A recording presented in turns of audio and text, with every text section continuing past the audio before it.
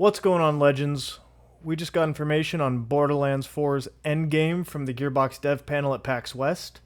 We're going to go through everything revealed today, so if y'all are ready, let's get it. The Endgame progression is going to be called Ultimate Vault Hunter Mode. Unlike previously, it will not require a replay of the story. Instead, there will be a series of missions that will unlock the rest of the endgame and serve as a test for your build. Additionally, you'll no longer have to regrind for gear and weapons as you progress through the endgame, which is such a nice feature. We finally know what specializations will be, and we get a small taste of what they will do for builds. After you beat the story, you will begin earning specialization XP towards allocating points into 4 different trees, and 3 sub-trees that incentivize you to spec into adjacent trees. It appears that every 5 points you put into a tree, you will unlock another skill that you can slot into your active slots, and you can only have 4 active at any given time. We don't know how many points will have to be available in total, but you will be able to respec your specialization points at the cost of iridium. We get a look at 2 of the skills.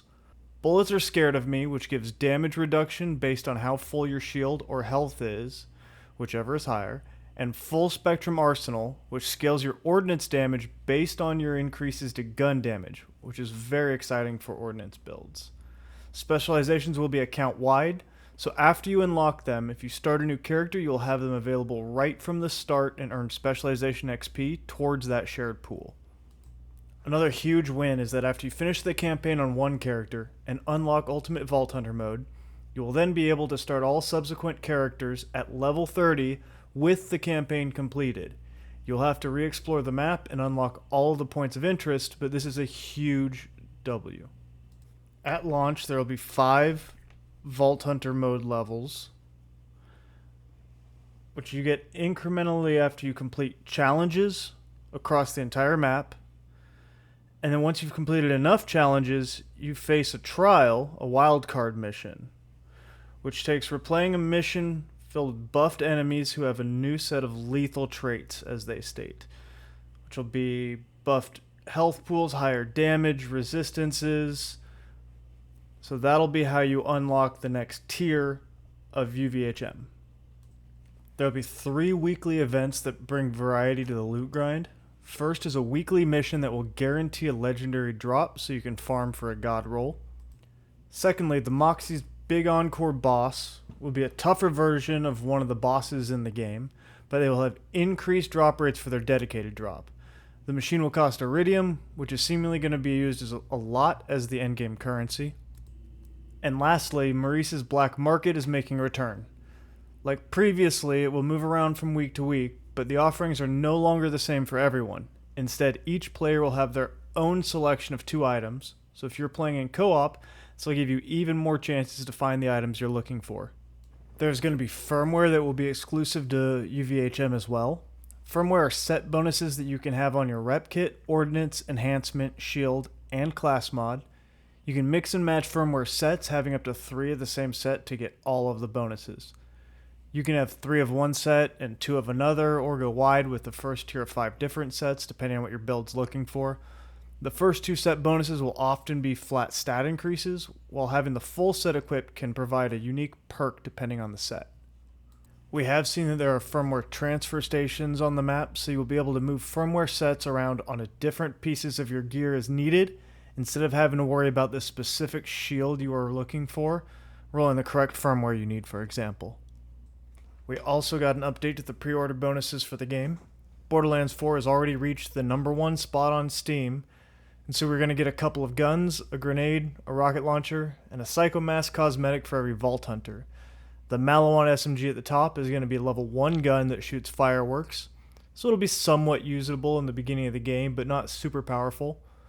Both the grenade and the rocket launcher are going to be level 30, so you'll have access to both of these when you use the level skip, creating every new character after the first. They also seem decent, but not game-breaking, which will be nice to be able to throw on, but ultimately be replaced depending on what build you're focusing on. Lastly is the AR on the right, which will be a level 50 gun. Hopefully it's not too strong, so there are no pay-to-win feels bads. Finally, we take a look at the roadmap for Q4 of 2025 and Q1 of 2026. First up, we have the seasonal mini event similar to what we had in Borderlands 3, which, judging by the spooky theme, we can expect it to come out around Halloween, and will include new legendaries, cosmetics, and new weather. After that, we have the Bounty Pack 1, which appears to be Christmas themed and will have missions that center around Rush, who we've seen in the footage of the beginning of the game. This will also be our first vault card, which will be similar to those from Borderlands 3.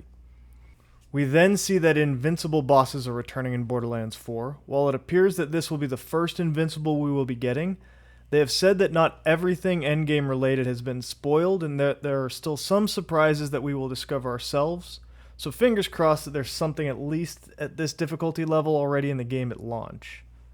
We then move into Q1 of 2026 with Bounty Pack 2, which will be similar to the first, except we also get pearlescents added to the game at this time.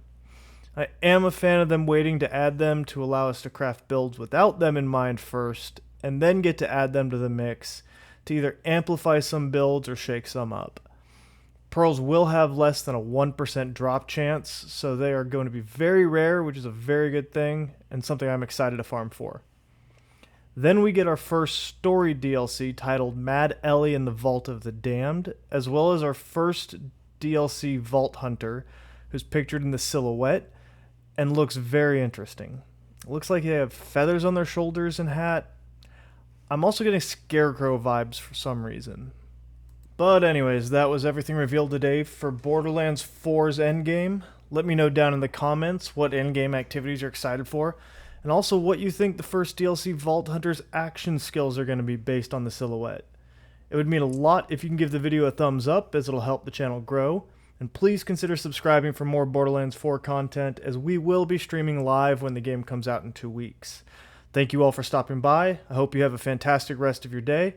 I'll see you next time, Legends.